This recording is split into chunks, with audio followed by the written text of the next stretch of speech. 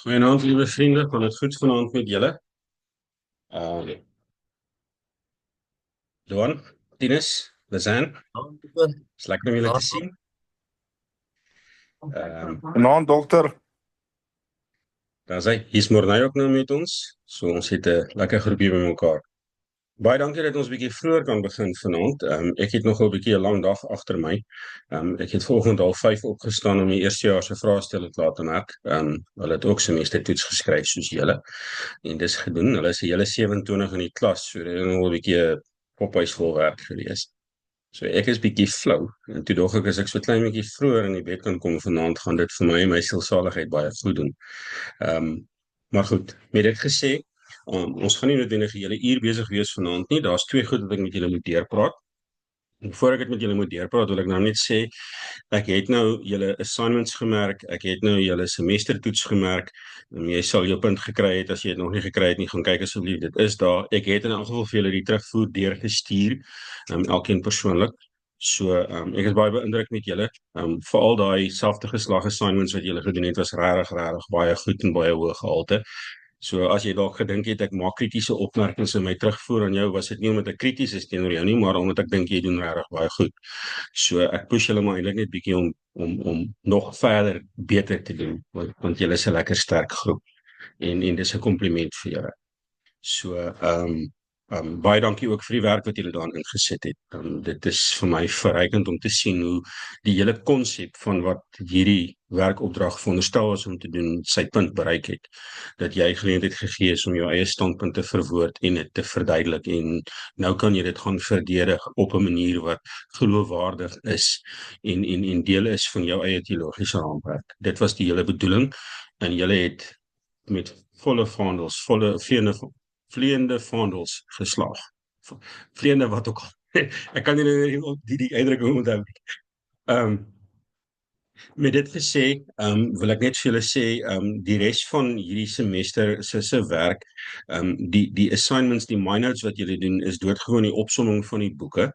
En ek het hierdie module ontwikkel om 'n bietjie meer van leeswerk gebruik te maak. En omdat ek vir julle 4 boeke gegee het om te lees, wat nou nogal redelik baie boeke is, ek gaan baie eerlik wees, is die fokus daarop dat jy moet tyd kry om hierdie boeke te lees. En nie noodwendig van daar af meer te doen nie. So die opsomming is net om jou te help om te sê ek het hierdie boek gewerk en dit bemeester. Ek het gesien alles wat nagesien kan word tot op hede is nagesien. So laat weet net vir my as jy klaar is met 'n opsomming of 'n ding en dan sien ek dit na soos wat jy dit ingee. Jy het in afval tyd tot die einde van my maand toe om alles te doen. Met dit gesê wil ek ook vir julle sê ek het die datum vir die tweede assignment vir julle uitgeskuif na die 25ste Mei toe. Daai ekstra week gaan nie 'n verskil maak in my merkwerk nie. En dis oor daardie assignment wat ek vanaand vinnig met julle wil praat. Saam met dit moet ek oor die kerkreg goed bietjie praat en die twee loop hand aan hand. Julle sal sien as julle nog nie begin kyk het nie. En dan wil ek net so een of twee opmerkings maak oor die eksamene wat jy kan verwag van die eksamen. En dan sien ons mekaar eers weer oor 2 weke afhangend van hoe julle beskikbaarheid lyk. Ek het nou al gesien julle is almal redelik besig. En omdat ons net 7 in die klas is dit baie makliker om te sê okay, ons laat hom oorstaan. Ook omdat die formaat van hierdie kursus, die module is van so af dat ek het, tensy jy vra oor die boek het ons redelik bespreek wat bespreek moes word. Nou laat ek nou net eers van my screen share hier, want ek wil nie nou eintlik hier wees nie, ek wil by die assignment wees. Die assignment gaan oor kerkreg.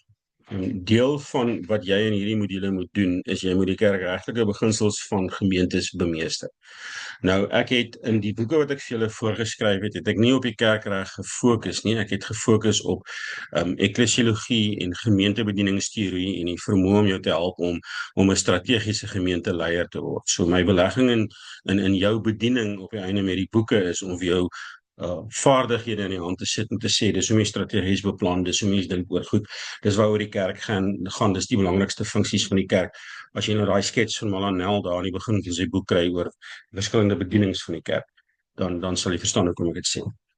Maar omdat julle almal as diensleraars, die van julle wat in die NG Kerk is, en ek dink op hierdie stadium is dit almal van julle in hierdie klas, met NG Kerk mindset werk, is dit nodig om julle ook blootstelling te gee aan die formele besluitnemingsstrukture van kerke. En daarom is hierdie werkopdrag ingestel om jou te laat ingrawe in wat kerkreg is en die kerkregtelike verstaan van ampte en amptsbediening is, want dit is eie aan die gereformeerde tradisie dat die amptsbediening eintlik die bediening in die gemeente dryf. En aan die ander kant ook wil ek veel blootstelling gee aan die ander kerke se tradisies. So ek stuur jou 'n bietjie uit om te gaan navorsing doen oor ander kerklike tradisies se manier van besluit te neem. En ek gee vir jou 'n bietjie van 'n sterk riglyn in hierdie werkopdrag. Ek gaan nou vir jou die dokument wat ek met julle nou nog gaan deurpraat, hy's klaar op my notes gelaai. Ek sal hom ook vir julle op Signal sit. Sal jy sien dat as gevolg van die feit dat in die gereformeerde tradisie werk ons met 3 ampte van die ampt van die ouderling, die ampt van die diaken en die ampt van die predikant. Ons werk ook met die ampt van die gelowige as 'n gedagte, maar dis nie regtig 'n formele ampt nie, want die dienswerk van die gemeente lê eintlik op die vlak van alle gelowiges. So ons moet daai onderskeid net tref. Dis nie, jy's nie formeel in die ampt van die gelowige nie. Jy, as jy belydenis van geloof aflê, is jy. Maar die spesifieke ampte is waarin jy verkies en bevestig en al daai word. So wanneer jy dus gaan navorsing doen by punt 4 van die werkopdrag in die ander kerklike tradisies, moet jy jouself net beperk tot hoe hanteer hulle teaching pastors of preachers of die dominee, hoe hanteer hulle die elders en hoe hanteer hulle deacons. En jy sal sien in sekere kerke, die charismatic tradition byvoorbeeld, is die teaching pastor eintlik alles en hulle het nie regtig elders nie, of hulle het nie regtig deacons nie, of hulle het meer net deacons. Dit hang alles af van hoe die tradisie homself in daardie spesifieke kerkverband uitspeel. So as jy byvoorbeeld na 'n charismatiese of Pinksterkerk toe gaan waar die kerke baie meer autonoom is as die van 'n denominasie, gaan jy spesifiek in jou taak aandag gee aan hierdie gemeente se leierskapstruktuur. Want daar's nie 'n veralgemeende dis hoe die charismatiese tradisie werk nie, want dis nie 'n denominasie nie. Dis meestal onafhanklike kerke. En die Pinkster tradisie, die AGS is 'n denominasie, maar hulle reëls is ook nie so streng nie. Dit is baie meer op die plaaslike gemeente afgestem. Die rede hoekom ek vir jou vra om die vergelyking te doen, is sodat jy by punt 5 kan sê, ek evalueer die voor- en nadele van elkeen, want op die ou ende is die fokus hier, dat jy na jou eie kerklike tradisie kyk, en in julle geval meestal die NG tradisie, of die gereformeerde, en 'n nuwe waardering opbou, want dis die speelveld waarin jy gaan operate, as 'n gereformeerde dominee, of die kerk waarin jy is, want as jy nou nie gereformeerd is nie, gaan jy jou eie kerkverband so goed moet kyk. En dit is, die van julle wat nou uit die Hendrik se boek uit sal terugonthou, dit is waar die instituutmodel dan nou tot sy reg kom. Die reëls en die strukture van die kerk soos gedikteer deur die kerkordes en die kerklike reëls en tradisies en whatever hulle dit noem, word op die einde dit waarin jy funksioneer. So in ons kerk, die NG Kerk dan nou, dis miskien nie noodwendig almal se kerk nie, word daar gesê, daar's op hierdie stadium 3 bedieningsbane. Aan die een kant het jy die gemeenteleraar, wat dan 'n predikant is met 'n meestersgraad in teologie agter sy of haar naam, met die Grieks en die Hebreëus op tweedejaars vlak, en wat dan nou gelegitimeer is om ook as supervisor op te tree van diensleraars, wat die meeste van julle dan nou word. En jy as diensleraar gaan in 'n gespesialiseerde hoedanigheid in jou gemeente werk, en julle gaan mos, as julle gelegitimeer word, moet sê, ek is met die oog op gemeentebediening of pastorale werk of jeugwerk of gemeenskapsontwikkeling of wat ook al. In praktyk, noodwendig, sien ons al hoe meer in die gereformeerde tradisie uitspeel, binne die NG Kerk met die diensleraars, dat diensleraars eintlik maar dominees word, soos wat die gewone dominee is. Want jy doen meer as net jou spesialiswerk. Jy doen, baie keer doen jy pastorale werk, baie keer staan jy in vir die dominee, en daar's al hoe meer gemeentes wat nie 'n volleraar kan bekostig nie, of streke, ringe, wat nie 'n volleraar kan bekostig nie, en dan word daar diensleraars in plek gesit, en hulle funksioneer as gewone dominees. So, dit maak dat jy moet kennis neem van al die ampte en amptsbeskrywings wat gebruik en gegee word, sodat dit jou in staat kan stel om binne die konteks waarin jy gaan funksioneer te kan effektief wees. Want hier's nou 'n ding. Jy gaan jouself in gemeentes in begeef waar daar baie keer predikante is wat nog nie kennis geneem het van al die ontwikkelinge op kerkregtelike gebied nie, omdat hulle nie belangstel nie. En omdat hulle in die ou skool sit van ek is die dominee van die gemeente, so ek call die shots. En ek sal nou sê hoekom ek hierdie soveel vertel. En hulle verstaan nie wat is 'n diensleraar nie, en hulle verstaan nie wat is 'n bedienaar nie, en hulle verstaan nie wat eintlik die werk van 'n ouderling is nie. En jy stap in 'n kerkraad in waar die ouderlinge sit en dink die dominee se primêre werk is om te preek en huisbesoek te doen. Want 30 jaar, 40 jaar terug sy kerkorde het gesê die dominee moet huisbesoek doen. Intussen, en julle sal nou sien, is die fokus van huisbesoek meer die ouderling se werk as die dominee se werk is deesdae. Maar ons sal nou daarby kom. Ek het 'n geval waar ek tans nou met 'n student werk. Sy is met die bedienaarskursus besig in prediking daar in 'n Wes-Transvaalse gemeente. Ekskuus, dis nie Wes-Transvaal nie, dis Noordwes provinsie, maar dis een van die Oevervaalse gemeentes. So ons wat hier in die Kaap bly praat van die wêreld aan die ander kant van die Vaalrivier is Transvaal. Ons kon nog nie van die woord ontslaa raak nie, en dan as ek dit daar doen, word almal vir my kwaad, as ons bly in Gauteng of ons bly in Limpopo, daai VV. In elk geval, sy sit dan nou met 'n gemeente dominee wat geweier het dat sy sekere van die take wat sy moes doen in die gemeente doen, want die kansel is net vir die dominee. So sy is nie toegelaat om enige iets wat haar take gevra het in die gemeente te doen nie, want sy kerkbegrip sê sy mag nie. Terwyl die kerkorde iets heeltemal anders sê. So sy het haarself telkens vasgeloop, ook wat die kerkraad betref, wat vir haar gesê het, maar hoekom doen jy dit en hoekom doen jy dat? Want hulle het net gewoon nie belang gestel om te sien wat in die kerk se nuwe reëls aangaan nie. Dit het my uiteindelik gekos om 'n Zoom sessie met haar en die kerkraad en die dominee te hê om te sê, luister, dis wat die kerkorde eintlik sê, dis wat julle in hierdie kursus met hierdie arme student moet doen, asseblief help haar. En omdat ek dit toe nou oor die boeg van 'n formele opleiding gegooi het, hierdie deure oopgegaan. Maar toe sy dit gevra het, hulle gaan sê, maar jy sê dominee, jy mag nie in die kerk praat. Maar hulle wou nie eens toegelaat het om 'n getuienis in die erediens te lewer nie wat van haar verwag is om te doen. So vir julle wat diensleraars word en julle wat predikante in gemeentes word, is dit een van die sinvoller beleggings om jouself in te grawe in die nuutste inligting wat jou kerk se reëls ten opsigte van die ampte en die formele werk in die gemeentes bepaal en dikteer. En binne die NG Kerk verander dit elke 4 jaar wanneer daar algemene en streeksinodes is, en elke 4 jaar word daar goed bygesit of herformuleer of verander, en uiteindelik sit jy jouself dan nou met die feit dat jy op hoogte moet bly met alles. Lizanne, jou hand is op, jy is welkom om te vra.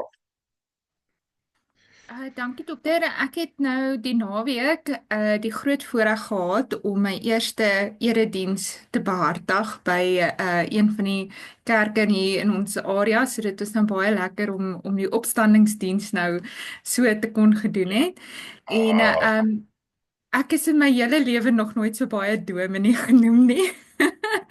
Ja, dis En wat ek gebeur, het nie? Ja. Ja, ek is soos nee, maar ek is nou nog nie gelegitimeer nie en ek weet nie eers of as ek 'n dominee as ek gelegitimeer is nie, maar hulle dominee my voor en dominee my agter en ek het 'n spesiale parkering gehad en alles. Good En grief. Ja. dit was net dit was so 'n spesiale ervaring en dit was so, maar dit het my toe nou so 'n bietjie laat wonder, ja, wat is okay, want hulle was toe nou baie opgewonde oor my en my vreeslik verwelkom en so aan, maar ek verwag dit gaan dalk nie so wees by al die gemeentes nie. Ja. Wat ek ook gesien het met van ons bedienaars, die studente wat die kerklike kursusse doen om te kan preek in gemeentes, wat dan net ouderlinge is. Baie van hulle kom ook terug en sê, maar die gemeentelede het begin om hulle dominee te noem. Want jy preek, dus moet jy 'n dominee wees. Daar het 'n skuif plaasgevind in die mindset van gewone lidmate wat nog nie by alle dominees uitgekom het nie. As gevolg van die feit dat daar al hoe meer gewone lidmate bedienaars is, kerkraadslede en gemeentelede wat preek en ander goed doen. So dit laat 'n ou gewoonlik in jou geval dan ook 'n vrou met hierdie onsekerheid van wat is die grense waaraan ek kan operate. Nou die grense waaraan jy kan operate op hierdie stadium is jy's 'n teologie student. En as teologiestudent mag hulle jou vra om te kom preek en hulle mag jou gebruik om te kom preek. En verkieslik moet hulle dit so gereeld as moontlik doen want jy moet die ervaring opbou want diensleraars moet kan preek. Een van die vereistes van die diensleraar is dat jy erediens te behartig. Dis waarom as jy net 'n PG dip doen om 'n diensleraar te word, moet jy ook die preekkursus doen, byvoorbeeld. En die implikasie daarvan is dat jy in gemeentes met oop arms omhels gaan word en dat jy jouself dikwels in die predikante wat nie die nuwe goed verstaan nie gaan vasloop. Julle moet onthou, die hele idee van 'n diensleraar is in 2019 eers in plek gesit, nê. So dis 'n 6 jaar oue verskynsel in die NG Kerk dat ons amptsbegrip verbreed is, dat daar gespesialiseerde leraars naas gewone leraars in gemeentes kan funksioneer. So vir baie van hierdie ouer dominees en meer tradisioneel ingestelde dominees en dominees wat nie in die kerk reg belangstel nie, want dis dan nou ook nie noodwendig net ouer dominees nie, is jy 'n bedreiging, want hulle weet nie wat dit is nie. En ek het al veral jonger formele MDiv dominees gehoor wat sê maar hierdie diensleraars gaan ons werk steel, which is not the truth. Inteendeel. Hulle weet nie wat die werk is wat hulle moet doen nie, want in hulle kop sit hulle nog, hulle moet die gemeente gaan bedien, en hulle moet alles gaan doen, en hulle moet gaan huisbesoek doen, hulle moet gaan Bybelstudies hou, en whatever die goed is wat hulle moet doen, terwyl hulle nie regtig verstaan wat deesdae van 'n predikant in die NG Kerk verwag word nie. So, dat ek net gou sien, ja, dis omtrent alles wat jy nou hier moet doen met die werkopdrag, sodat ek dan nou onmiddellik teruggaan na hierdie ouetjie toe. Ek het artikels uit die kerkreg, die kerkorde, ek dink is 2019 se kerkorde, so gaan kyk asseblief in die wanneer was die laaste algemene synode geweest? 2023? Whatever. Gaan kyk asseblief na die kerkorde bepalings wat nou daar op hierdie artikel sit, sodat jy net die nuutste en die beste verwoordings kan kry.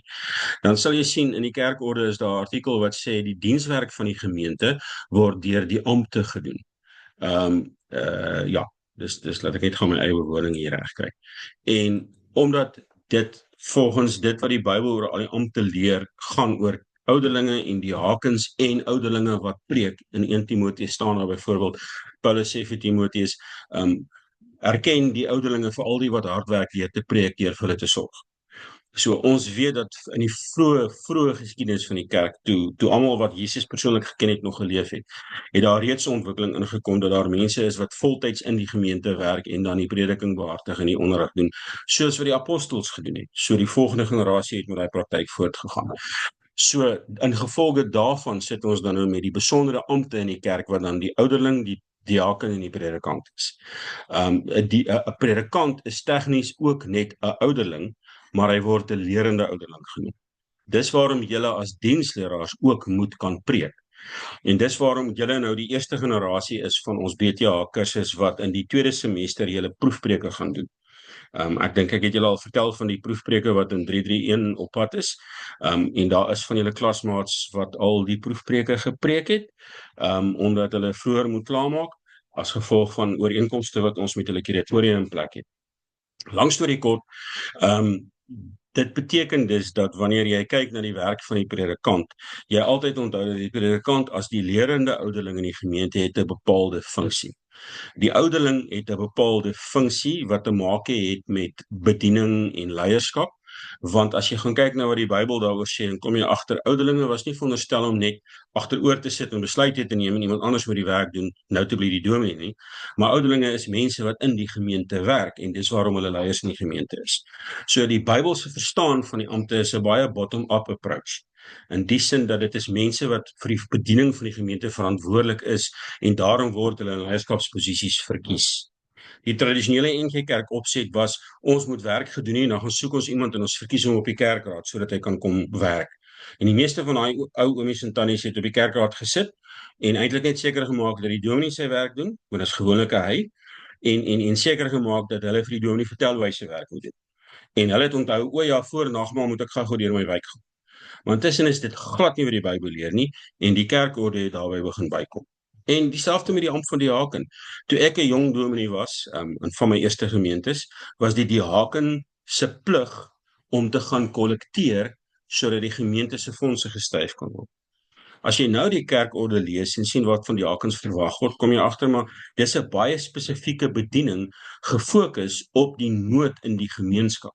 So die Hakens is nie veronderstel om die kerk se geld te operate nie. Die Hakens is veronderstel om die gemeente se bediening na die nood in die gemeenskap toe te operate. Totale missionale skuif, maar dis presies wat die Bybel leer. Dis nie iets wat ons nou skielik doen omdat ons fancy wil wees nie.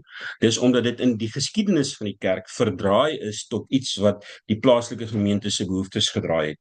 En nie noodwendig die kerk se roeping soos die Bybel dit gedraai het nie.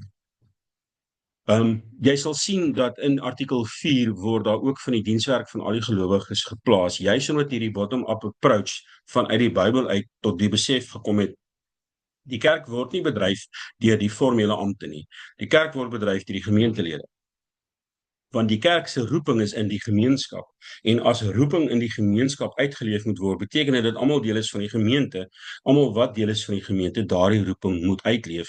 En daarom word daar van die amp van die gelowige gepraat. In ander kerke soos die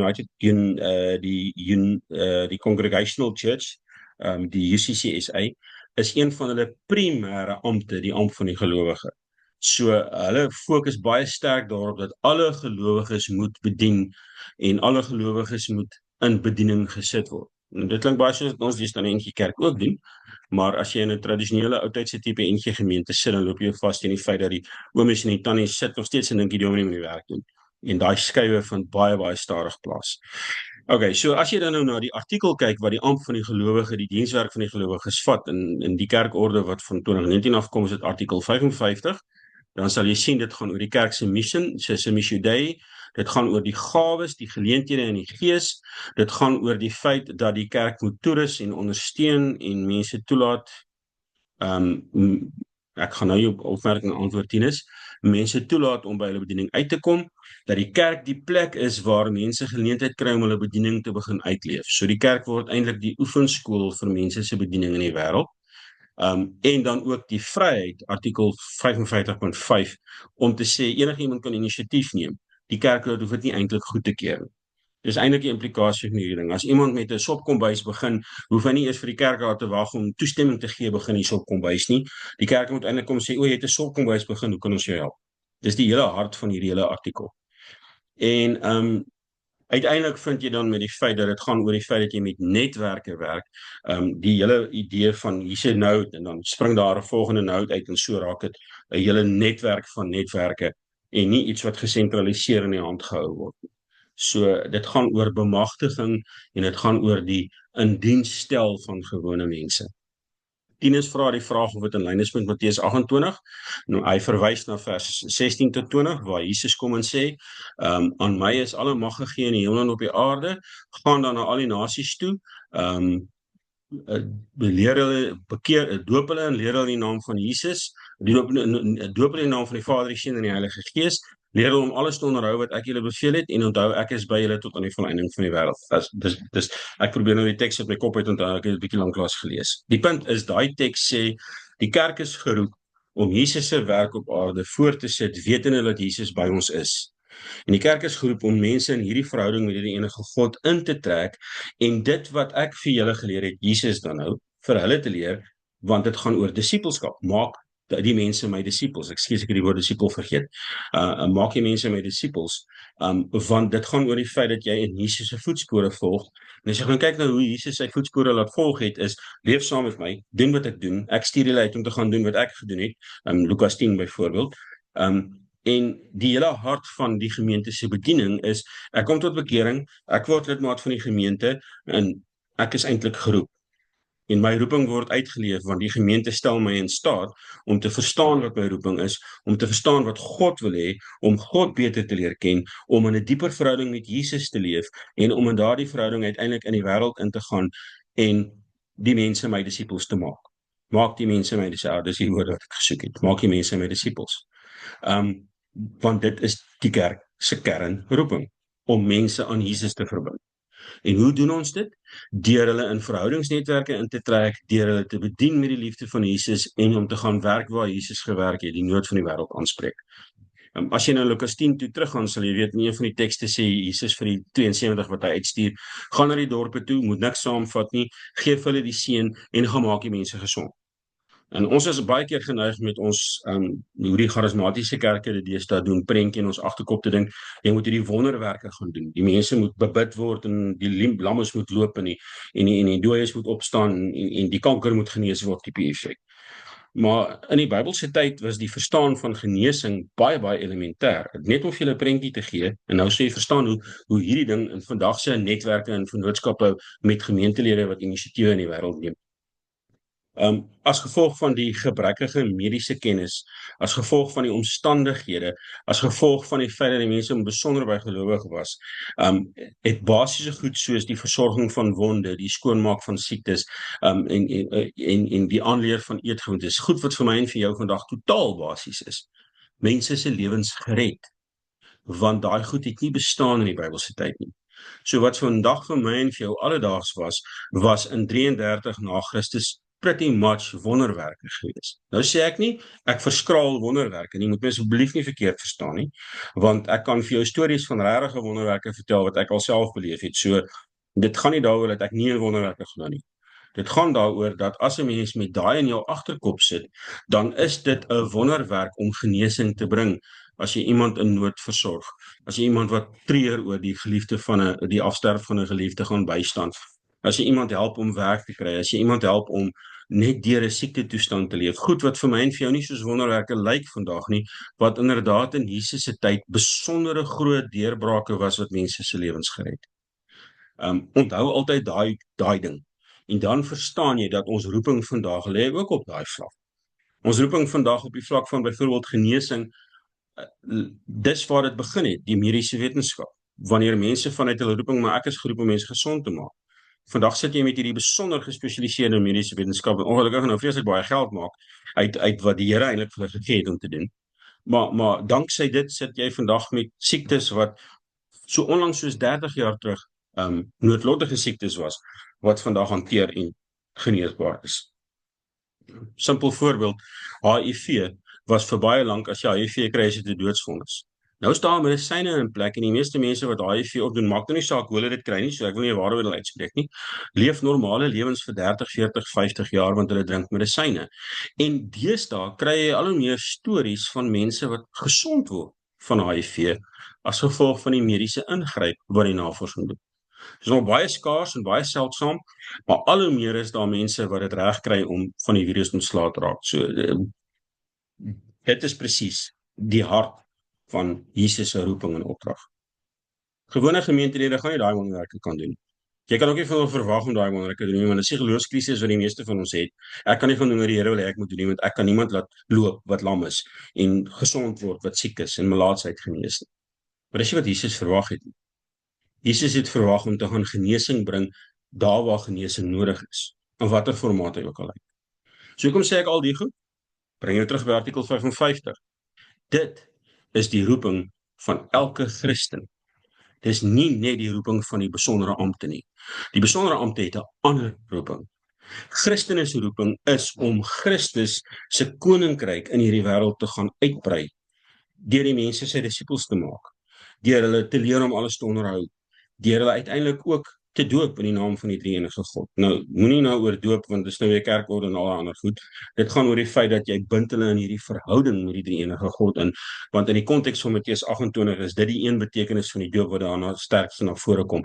As ek gedoop is ek in 'n verhouding gebind met Vader, Seun en Gees. Ek staan in hierdie eenheid verhouding wat my doop vir my waarborg. Dis kom jy nou by die ampte, dan sal jy sien artikel 9 is die ampt van die dominee. Dan sal jy sien die bediening van die woord in al sy gestaltes, en daar hoor jy die bediening van die woord gaan eintlik oor die feit dat die dominee 'n teacher is. Dat die dominee iemand moet wees wat vir die wêreld wys hoe lyk 'n volgeling van Jesus. Dis waarom sy roeping is om 'n volgeling te wees en sy lewe te wy. Daarom is die bediening van die dominee binne die konteks van 'n georganiseerde groep. So jy kan nie 'n Lone Ranger dominee kry wat elke nou en dan op 'n ander plek gaan preek nie. Soms gebeur dit en in die Lizanne, jy's nou eintlik 'n voorbeeld. In die plekke waar daar nie dominees is nie, moet die dominees asseblief gaan preek. Ek preek eers komende Sondag preek ek in een van ons buurgemeentes, want hulle het net een predikant en sy's op vakansie en iemand moet preek. En toe is ek nou genooi om daar te gaan preek. So nou preek ek ook elke nou en dan op 'n ander plek. Ek is nou nie meer gekoppel aan 'n gemeente mos nie. So dan sien jy dat in artikel 9.4 staan daar die gemeente aanvaar die bedienaar in die gemeente aanvaar die bedienaar verantwoordelikheid vir onderskeiding, die bestudering en verkondiging van die woord, sakramente, gebed en disippelskap. En dan saam met die ander ampte, eredienste, opbou van die gemeente, onderrig en toerusting van gelowiges, die gemeente se dienswerk in die wêreld, leiding en organisering van die gemeente, liefde en tug, versorging, kerkplanting, ontwikkeling van bedieningsvaardighede. Onmiddellik kry jy 'n totaal ander prentjie. Die artikel 9 waarmee ek deur die universiteitsdae gestuur is, is 'n artikel wat gesê het die dominee moet preek en huisbesoek doen en bid en kerkraadsvergaderings die voorsitter van wees. Dis pretty much wat die dominee moes wees. So in die heel eerste gemeente waar ek pastorale hulp was, het ek 2 dae van die week saam met ouderlinge in die wyke ingegaan en by die mense gaan huisbesoek doen. En die huisbesoek het 'n bepaalde formaat gehad. Ek het 'n stukkie gelees, ek het vir hulle gebid. Dit was eintlik van my verwag om met hulle oor hulle sondes te praat, wat ek nooit gedoen het nie, want ek het nie gedink dis wat 'n mens moet doen op huisbesoek nie. Maar as hierdie sterk formele ding, jy het eintlik die woord gaan bedien vir elkeen in die huis. En dit is nie 'n volhoubare of houdbare ding nie, want wat ons in praktyk gesien het byvoorbeeld, ons nou gaan doen ek by 'n wijk huisbesoek en vir die volgende 2-3 weke na ek by die wijk gaan huisbesoek doen het, is al die mense terug in die kerk en dan hou hulle weer op kerk toe gaan. So die oomblik wat jy jou bedieningswerk meet aan ek kry die mense terug in die kerk, verstaan jy nie meer wat die gemeente, die Bybel sê die gemeente moet wees nie. Daai mense moes in die wêreld ingegaan het om te bedien. So nou is ons hele kerk verstaan van jou werk as predikant in die NG Kerk, iemand wat sê ek rus gemeentelede toe vir hulle werk. Ek help hulle om op 'n manier in die gemeenskap betrokke te raak, want ek organiseer dit. Ek gaan sorg hulle, want onthou nou 'n deel van jou werk is ook pastoraat van aard. Dis waarom julle in ons graadkursus het julle 2 modules wat op pastoraat gefokus is nou al deurgewerk. 1 3 5 3 2 3 5 2 3 4 en julle weet waarvan ek praat. Die punt wat ek wil maak is dis gespesialiseerd, want daar sekere goed wat jy gespesialiseerd moet kan doen. Om iemand by 'n sterfgeval by te staan is gespesialiseerd. Om iemand met 'n ongeneeslike siekte, met kanker, om iemand met 'n huwelikskrisis. Dis nie sommer iets wat enigiemand doen nie. So dis jou voorreg as predikant. En ook julle as diensleraars gaan op die einde daai werk doen. Want dit is, as jy 'n jeugwerker is, gaan jy jeugpastoraat doen. As jy 'n pastorale werker is, gaan jy in elk geval pastoraat doen, ensovoorts ensovoorts. Julle doen ook die sakramente ding, so julle fokus lê ook op die vlak om sakramente te bedien. So Lizanne, om jou vraag te antwoord, dis waarom jy dominee genoem gaan word. Want jy funksioneer in alle opsigte as 'n leraar van die gemeente. Die fisiese werk is net op 'n baie gespesialiseerde vlak. En dit gaan ook onder die feit dat jy onder die supervisie werk van 'n predikant wat teologies die resident theologian van die gemeente is, omdat hy verder geswat het. Gaan maar net oor sy kundigheid, niks meer nie. Dis nie senioriteit nie, dis nie amp of hiërargie nie, want alle dienswerk in die NG Kerk, alle amptsbeskrywing, alle ampte is gelyk. So dis nie hiërargie nie, dit gaan oor spesialisering en funksie. Jy sal dan sien dat die kerkorde artikel oor die ouderling help jou interessant genoeg om te sien dat hulle moet toerusting gee, hulle moet huisbesoek doen, hulle moet die leer van die gemeente aan die hand van die gereformeerde belydenis beskerm, hulle moet die jeug oplei, hulle moet mense tot bekering bring. Imagine nou net alles wat jy van die ouderling verwag nie. Ek bedoel, as jy nou regtig pedanties wil raak in jou kerkraad, kan jy by die volgende kerkraadsvergadering sê, ek wil net graag by die ouderlinge weet, wie van julle die afgelope tyd iemand tot bekering gelei? Want artikel 16 sê jy moet mense na Christus toe lei. En jy gaan 'n totale jakkals in die hoenderhok gooi as jy daai vraag vra. Maar dit wys vir jou waar die skuif in terme van ons verstaan van amptsbegrip na vore kom. Die ouderling se werk is om te bedien in die gemeente op baie spesifieke maniere, sodat gemeentelede kan bedien in die gemeente op baie spesifieke maniere. En daar is daarom ook 'n leierskapsfunksie, daar's 'n bestuursfunksie. So die ander kant van die saak is institusioneel ook. Dis waarom die gemeenteleraar, en in julle geval baie keer dan ook julle ook, die kundiges op die vlak van die kerkreg moet word, want die interpretasie van die reëls lê op die kerkraad se vlak. En ek het nou al baie keer gesien, toe ek uiteindelik alleen in die gemeente is, na my ouer kollega afgetree het, is ek toe nou die ou dominee. Op daai stadium het ek nie gevoel soos die ou dominee, want ek was nog nie eens 50 nie, maar toe is ek die ou dominee. En toe kom ek skielik agter, maar ek moet nou eintlik weet wat in die kerkorde staan, want hierdie mense het nie 'n cooking clue nie en ek moet die ligting gee. Wat sê die reglemente en wat sê die so jy moet daai aanvoeling hê. As jy 'n gemeentedominee het, hy of sy moet dit ook hê en jy het die voorreg om vir daai ou te sê, maar dis nie meer wat die kerkorde sê nie, asseblief. Dit het verander. Want soos wat ek vir baie lank was, min dominees gee regtig aandag aan die kerkorde. Want hulle verstaan van die kerkorde is dis nie daar om brieke aan te slaan. En uiteindelik is daar om rigting te gee. So ek het 'n baie meer positiewe siening van 'n kerkorde ontwikkel in my kop die afgelope paar jaar, omdat ek agtergekom het hoe 'n kerkorde eintlik gemeentes help en nie meer terughou nie. In die ou dae, toe ek 'n jong dominee was die kerkorde daar om jou pak slaag te gee as jy foute maak. Nou is die kerkorde daar om leiding te gee sodat die werk effektief gedoen kan word. Daar het 'n hele paradigma skuif plaasgevind. So, as jy dink die kerkorde is nie daar om jou te beperk, onthou asseblief die kerkorde se fokus het geskuif. Die kerkorde is eintlik 'n sterker hulpmiddel, maar dit berus by jou as die leraar op die ou ende om dit so te begin hanteer, want die kerkraad gaan nie weet hoe om dit te doen nie. So in jou basis is die kerkraad, want binne die gereformeerde kerkreg is die gemeente autonoom, so jy werk vir die gemeente al staan jy in diens van die kerkverband. Die AGS ouens is dieselfde, die Anglikane is nie so nie, die Methodiste is nie so nie, jy sal sien, die Baptiste is dieselfde, die Charismats en die Pentecostals is baie keer ook soos ons, daar's die gemeentes onafhanklik en autonoom. Maar daar's kerkverbande, dink die Presbyteriane is ook so, en alle is hulle gereformeerd. Jy staan in diens van die kerk, daar's 'n sentrale fonds wat jou salaris betaal en daar's iemand, 'n biskop of iemand wat jou kan skuif na gemeentes toe. In die Methodiste kerk spesifiek weet ek jy word na 'n gemeente toe gestuur, die gemeente beroep jou nie soos in ons geval. Dis hoekom jy hierdie verskille moet weet en so voorts. Dan sien jy die werk van die diaken, praktiese dienswerk. Lidmate moet opgerig word vir dienswerk. Dit gaan oor barmhartigheidsdiens, dit gaan oor die middele vir die barmhartigheidsdiens, dit gaan oor die organisering van die barmhartigheidsdiens en uiteindelik dien hulle op die kerkraad, so dit gaan ook oor die bestuur van die gemeente saam met die ouderlinge en die leraars. Wat jy dus het, is jy het 'n baie gespesialiseerde bediening wat eintlik, as jy gaan kyk na hoe die Bybel dit vir ons leer, vir jou wys dat die omgee vir mense wat swaar trek en op die rand is en wat in nood is, 'n baie kernaspek van die verstaan van kerkwees is, want in Handelinge 6, toe die Grieksprekendes afgeskeep is met die versorging van die kos, soos daar die hakens in plek gesit, sodat die ouderlinge kan aanhou preek, dis nou die apostels, en die gemeente nog steeds versorg kan word, want hulle het mekaar nie verstaan nie, die Grieksprekendes en die Hebreësprekendes het nie geweet wat aangaan nie, en die Grieksprekendes was 'n minderheid, en hulle het uitgesluit geraak. En toe het hierdie dienswerk gekom en gesê, maar ons moet eintlik die versorging van hierdie mense op ons neem. Dis 'n kernaspek van wat dit beteken om kerk te wees.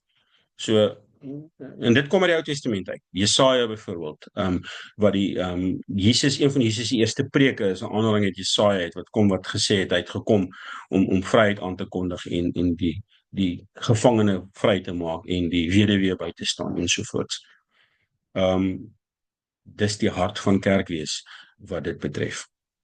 Julle sal sien in die dokumente wat ek vir julle opgesit het ek vir julle 'n bietjie van 'n vergelyking gegee na die dienswerk van Christus, die dienswerk van gelowiges, ouderlinge en diakens en dan uiteindelik ook die predikant wat dan nou die lerende ouderling is. Sodat julle kan sien hoe dit in terme van die profetiese, koninklike en priesterlike bediening van Jesus vergelyk met wat ons doen. Net sodat jy vir jouself 'n sterker basis in jou eie agterkop kan hê van as predikant is dit eintlik waarop ek moet fokus en as predikant is dit waarheen ek moet werk. En dit verklaar hoekom jy 'n boek oor eklesiologie en 'n boek oor missionale leierskap en 'n boek oor kerkbegrip moes lees. Want jou taak as predikant is om die kerkraad en die gemeente na God se bediening in die wêreld toe te vat. Jou taak is nie om die gemeente te bedien nie. Julle moet baie sterk hoor wat ek nou hier sê. Dis oor die algemeen altyd so. Alhoewel jy vir die kerkraad werk en alhoewel baie kerkraad sê jy die verwagting gaan jy moet vir die gemeentes, jy moet die gemeentelede versorg. Ja, jy moet, maar hulle word versorg as hulle verantwoordelikheid vir hulle eie bediening en roeping aanvaar. So die sukses van 'n dominee se werk is nie hoeveel huisbesoeke hy of sy gedoen het, hoeveel goeie preke hy of sy gepreek het, hoeveel hospitaalbesoeke deurgewerk is nie. Die sukses van 'n gemeente se dominee se werk is hoeveel mense het in disippelskap met Jesus begin in 'n verhouding leef. En daai disippelskap verhouding gaan nie oor ek is nou skielik vroom en ek weet alles wat in die Bybel staan nie. Dis die verkeerde begrip. Maar ek is nou aan Jesus verbind en ek het 'n hart vir die wêreld en sy nood ontwikkel en ek het verantwoordelikheid vir my eie bediening begin aanvaar. En die amptswerk is so gestruktureer dat dit moontlik gemaak word. Maar nou is dit so, die kerk is 'n organisasie wat stadig verander.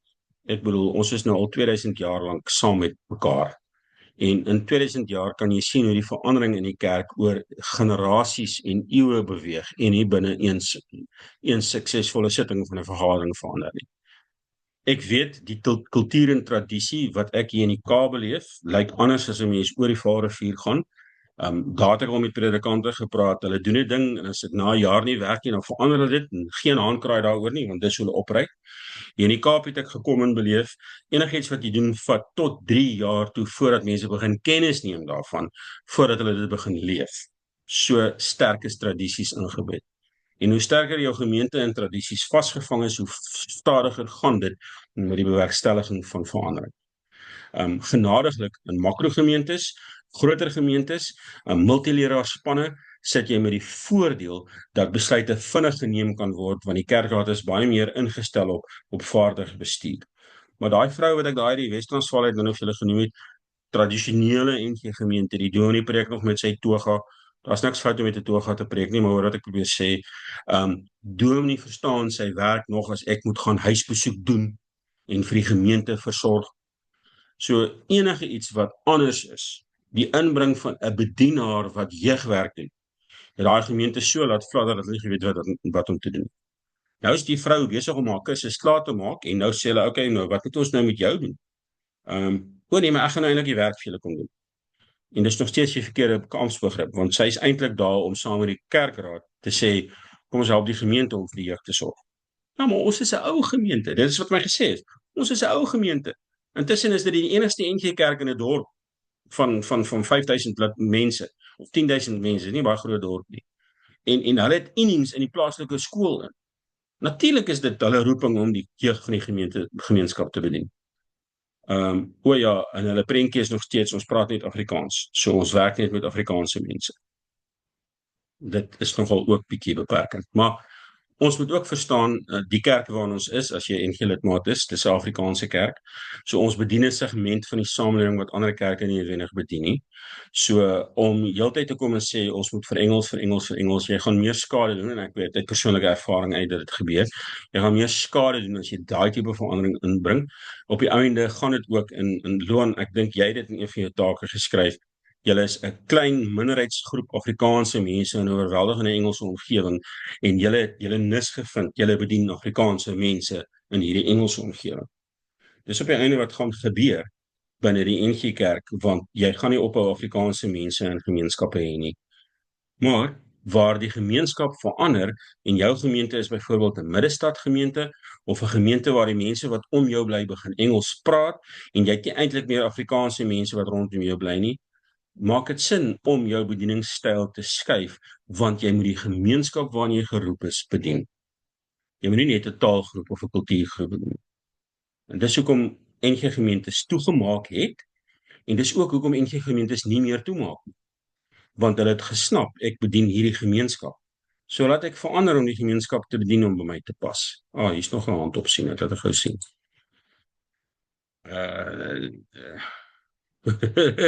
Tinus, dis okay.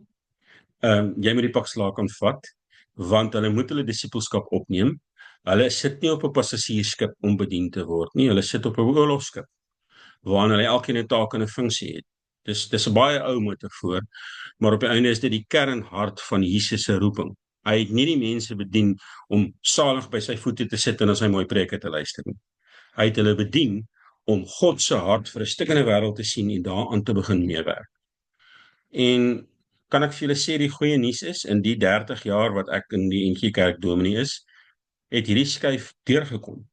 Dis hoekom, toe ek 'n jong dominee was, is daar gesê, hoe lank voor die NG Kerk tot niet gaan? Ons sê dit nie meer nie, want die NG Kerk gaan nie tot niet gaan nie. Maak nie saak wat die koerant skryf van John Oosthuizen in 'n rapport van die NG Kerk skryf nie. Die NG Kerk is tans 'n baie sterker groep mense, kleiner, maar baie meer gefokus op waarvoor is ons regtig hier. En daai ding filter deur. Daar's 'n hele nuwe generasie jong mense wat in die NG Kerk tuis is. Ek praat nou van die NG Kerk. Jou kerk is dalk op 'n ander plek. Wat in die NG Kerk tuis is, want hulle het ingekoop in hierdie nuwe roeping waarmee ons besig is. Wat dan uiteindelik 'n Bybelse roeping is. As jy na jou charismatiese kerke en hulle tradisies kyk, dan sien jy ook, die mense koop daarin in. Baie van die goed is baie consumer georiënteerd, want jy het hierdie sterk jeugbedienings en hierdie sterk familiebedienings, maar dis reusagtige groot kerke, want jou tipiese charismatiese kerk in Suid-Afrika is ons maar eintlik 'n mega church. Met verskillende takke oral oor. Ek bedoel CRC en Joshua Generation en wat sê Annie en Shofar. Dis eintlik een kerk met verskillende gemeentes, maar hulle het eintlik een senior pastor en as jy ou die kerk begin. Maar die mense wat in daai kerke inkoop, koop ook in die ministries en van daai kerke sê jy moet die mense tot bekering bring. Jy moet mense leer om vir Jesus te leef. En jy moet jou roeping kry. Ek bedoel, hulle praat die taal van roeping, ons praat presies dieselfde taal. Ons taal sê net, gaan werk waar Jesus werk. Hulle taal sê, waarvoor het God jou geroep? Same thing, just a different set of language. So, ek bedoel, jy gaan dieselfde kry in jou ander hoofstroomkerke, die Anglikane, die Methodiste, die Presbyteriane, daai kerke, die Luterane in Suid-Afrika, het gegroei en hulle het miljoene lidmate regoor van alle kulture, Suider-Afrika, omdat dit die hart is van die teologie wat hulle bedryf. So, ek is nie so negatief oor tradisionele kerke nie. Die kerk is nie besig om dood te loop nie. Wat ons besig is om te beleef, is ons is besig om hierdie post-Christelike wêreld in te stap, waar jy 'n baie groter hoeveelheid nie-gelowiges het, teenoor 'n baie kleiner hoeveelheid Christene, want dit is hoe die eerste kerk gelyk het. So ons is besig om 'n korrektief aan te bring, wat in die hart van die Bybelse teologie sit. So dis nie 'n bedreiging nie. Dis gesond, as jou kerk nie meer vol mense sit nie. Onthou, ons kerke is gebou in die tyd toe daar 2, 3, 4,000 lidmate in 'n kerk was. Daar was 'n generasie gewees wat hierdie kerk gebou het, dat daar net 400 mense in 'n gemeente hoef te wees. So die kerk's vol. Vandag is die kerk nie meer vol nie. Maar dis nie omdat die kerk nie sy werk doen nie. Dis omdat die nood in die gemeenskap soveel groter geraak het en dat niemand meer kunsmatig hoef deel te wees van die Christelike geloof nie. Dis reg, Tinus. Die NG Kerk was nog altyd 'n voorloper gewees. Dit is, en hier kom my gereformeerdheid na vore. Dit is wat ons fokus om erns te maak met God se woord tot ons guns stel. Want ons kan vir mense sê, maar dis wat die Bybel eintlik leer. Nou ek sê nie die ander kerke preek nie reg nie. Hoor net wat ek sê, die unieke bydrae wat jou kerklike tradisie, in my geval die gereformeerde tradisie, tot die groter liggaam van Christus bring, is hierdie spesifieke fokuste. Die Anglikane bring vir ons 'n baie sterk liturgiese tradisie. Die Rooms-Katolieke bring 'n baie sterk gemeenskapsdienstradisie. Die Methodiste bring 'n baie sterk bekeringstradisie. Die Anglikane, die charismate bring 'n baie sterk ons moet op die Heilige Gees vertrou tradisie. Wat is die gereformeerde tradisie? Kom ons lees die Bybel soos hy gelees moet word. En kom ons interpreteer die Bybel, sodat ons beter kan weet wat God wil hê ons moet wees. En dis hoekom die gereformeerde tradisie, in ons geval die NG Kerk, dan nou bietjies van 'n sterker voorloper is. Op ander plekke is ander kerke, soos die Pentekostals, ons voorloper, want ons kopgeloof het gemaak dat ons sê, maar die Heilige Gees kan nie so werk soos dit julle wil hê hy moet werk. Nou moet ons ten minste by mekaar uitkom en sê, okay, maar ons moet dalk bietjie iets by julle leer ook, oor sekere van hierdie goed wat ons mis gekyk het. Want ons weet nie alles nie. En dit is die nederigheid wat ons moes aanleer, ons weet nie alles nie. 50 jaar terug het die NG Kerk alles geweet. Vandag kom ons sê, eintlik weet ons min. Ons wil eintlik net op die Here vertrou. En ja, ons gaan nie te kere met lofsang en vreeslike te kere gaan, soos mense in die charismatiese beweging gaan, en in die gangetjies afdans en vla bring nie, maar ons loof ook die Here op ons eie unieke manier. Ek het jare in die gemeente waar ek was 20 jaar in die gemeente mos gewees, het ek regtig baie lank, het ons die eredienskultuur probeer skuif, van 'n strakke, kliniese, ons sing en niemand doen iets nie. En dit het nog nooit regtig verander nie, maar daar's baie meer vryheid. Ons sing nie net gesange en psalms nie, ons sing nie net met die orgel nie, ons het 'n band, ons sing nuwe goed. Sommige mense het vryheid om hulle hande in die lug op te steek, sommige mense geniet dit, want hulle mag, maar die meeste mense doen dit nie, want hulle wil nie, want dis nie hoe hulle die Here ken nie. Maar die belangrike is, niemand word nou meer in 'n blik gedruk. Daar was 'n tyd toe daar by ons gemeente mense was wat met vla in die gange afgedans het. Dit was bietjie beplan, maar die gemeente was ook oop daarvoor. So die punt wat ek wil maak is, daar waar ons is waar die Here wil hê ons moet wees. En as jy 'n pastor in 'n charismatiese kerk is dit waar die Here wil hê jy moet wees. En as jy soos ek 'n NG dominee is waar die Here wil hê jy moet wees. Vriende, ek het gesê wat ek wou sê vanaand en julle sal my nie glo nie, is 10:08. So is daar enige vrae of opmerkings nog? Hallo Marinay, ek sien jou nou eers raak. Dis lekker om jou te sien. Lekker om weer saam te wees. Ja. En ek vat nou vir Tinus as nog 'n voorbeeld. Tinus is daar in die Vrystaat in, nie? En die Vrystaat is nou nie die wêreld se mees vernuwende NG tipe wêreld nie. Die Vrystaat is maar konservatiewerig. Die mense daar is tipiese Afrikaanse mense. En tog is die Vrystaat net so sterk besig om hulle gemeenskappe te bedien en 'n verskil te maak in die wêreld om hulle, soos ons in die makrogemeentes en ons in die voorstedelike kontekste en ons in die middestadskontekste selfs. En hier's Tinus, ek bedoel, hy gaan dit nou nie vir julle sê nie, maar hy moet elke nou en dan op 'n ander plek preek, want daar's so groot behoefte aan predikante, dat hy's nog nie eens gelegitimeer nie en hy moet al die wêreld vol preek. Hoekom? Want in die Vrystaat word die Here gedien. Op hulle manier. Nou, Tinus, ek weet nie of jy eendag met 'n toga gaan preek nie, en dit is nou nie reg my probleem as jy dit wel wil doen nie. Maar ek weet dit is hoe dit werk. Ek het in my eie gemeente op 'n stadium sonder 'n das begin preek en elke keer as ek dan wel weet 'n das preek, dan sê al die mense vir my hoe wonderlik dit is dat ek 'n das dra. Tot ek die dag geklik het, maar ek kan enigiets doen solank dit in Afrikaans is terwyl ek 'n das dra. En dit was soos dit is. Ja, dis baie waar wat jy sê, dokter, is dit klink opwindend om elke Sondag in 'n ander gemeente te preek, maar elke gemeente het sy eie dinamika. So dit Presies. maak dit baie moeilik, val op die platteland en nou is dit nog hier by 'n baie Ja. konservatiewe politiek te doen. Ja. So ja, dis 'n uitdaging en dan wat ek nou ondervind is, ons sit in baie van hierdie kleiner gemeentes of plattelandse gemeentes met ou afgetrooide dominees wat in die ouderlingbanke sit. So ja, dis maar 'n uitdaging. Ek het nou 'n lekker interessante gesprek gehad met Siegfried Lou, Dr. Siegfried Lou die naweek toe ons daar was oor die bevestiging van ons ampte en dan 'n brief aan ons kuratoriums. Alhoewel ek moet sê die Vrystaatse kuratorium is redelik op hoogte met wat aangaan met die diensleraars. Absoluut. Hulle het net 'n onsaglike klomp retreats wat hulle nou wil hê ons moet bywoon wat ek nie kan bywoon nie, maar ek is baie opgewonde om by hulle in te skakel. Is eintlik vir my sleg. Ek het lekker vertroud geraak met die Wes-Kaapse kuratorium en dis maar waar my hart lê. My hart lê maar daar onder in die Kaap, maar nou ja, ons gaan maar daar waar die Here ons roep. Maar ja, dis baie waar wat jy sê. Die eerste keer toe hulle my gevra het om te preek op Tweeling, die hoofouderling is ondervoorsitter van die Vrystaatse Landbou-Unie en toe bel hy my te sê, luister Boetie, jy sorg nie dat jy 'n pak klere aan het en jy trek net 'n pink das aan. So ja.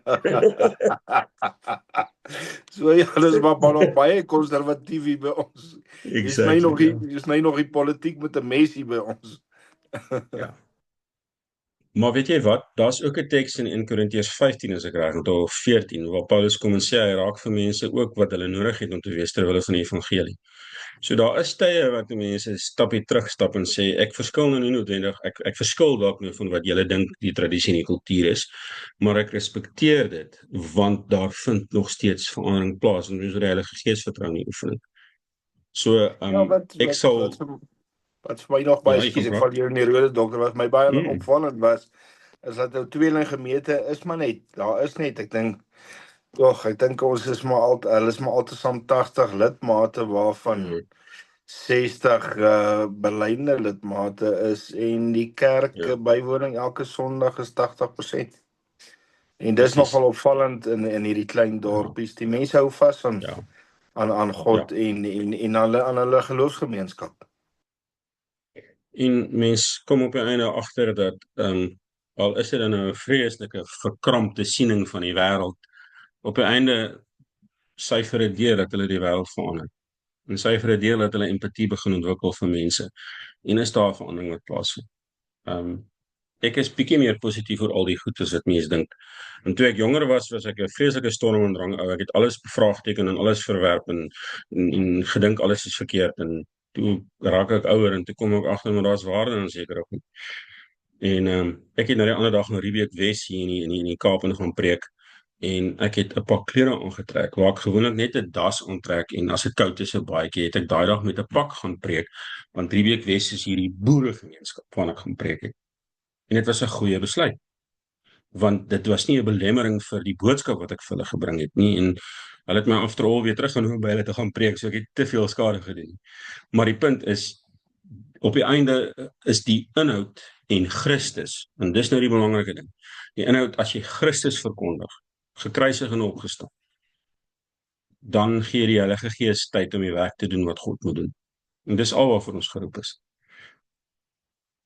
En jy moet die gemeente, as jy nou in 'n gemeente werk, rig julle op en jy rus hulle toe dat hulle eie werk kan gaan doen.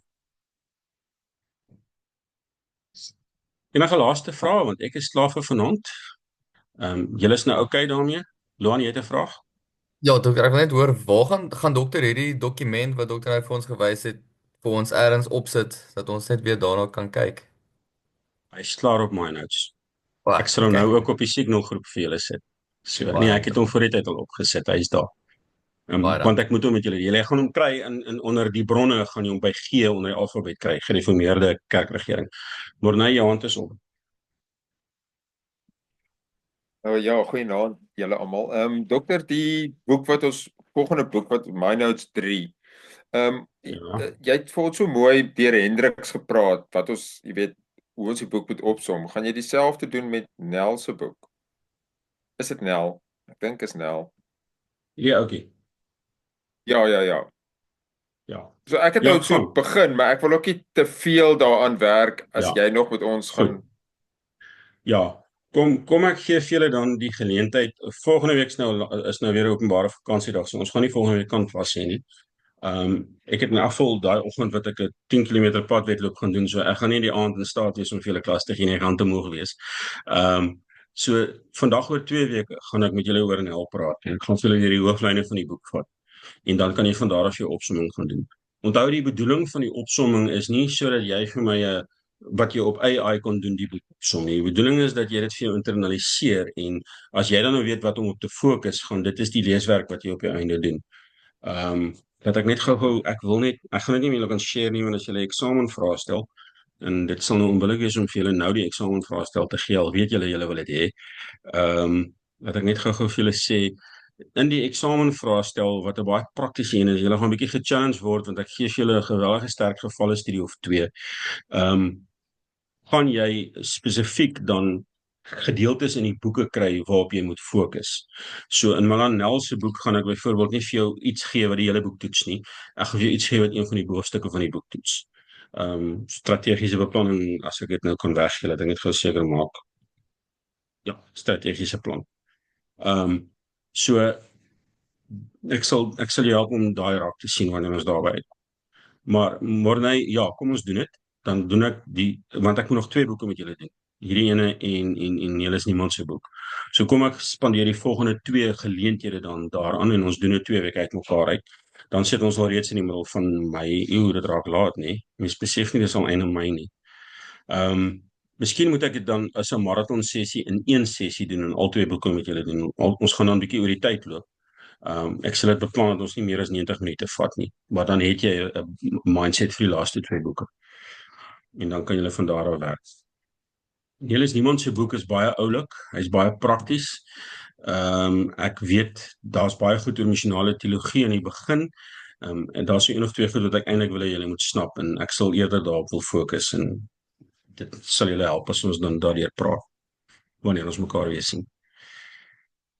Ek gaan dus dan verplig wees om die volgende sessie nie uit te stel as daar te min mense is nie. So ons gaan dit maar moet opneem. So die van julle wat dit dan nou nie kan bywoon nie, gaan dit na die tyd moet sien. But you forfeit the opportunity to ask questions. Dis maar eintlik al waarop dit neerkom. Maar dis mos nou hoe dit werk. Eenvoudig soos dit. Ek het een laaste guns om vir julle as klas te vra. Een van julle klasmaats het weggeraak. Hy is nie op die Signal groep nie. Ek sien sy WhatsApp is af.